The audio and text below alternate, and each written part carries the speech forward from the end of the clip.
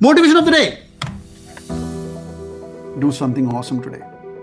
मुचाड़ा, जिंदगी के अंदर सुबह उठो, आज मैं क्या ऑसम काम करना चाहता हूँ। मेरे को यहाँ 15, 20, 30, 40 लोग काम नहीं करने हैं, मेरे को सिर्फ और सिर्फ एक ही काम करना है, something awesome, one work. It's improving English, reading newspaper. इतना अच्छे से पेपर पढ़ो कि पेपर के एडिटोरियल में तुम गलतियाँ निकाल लो सारा बैठ के।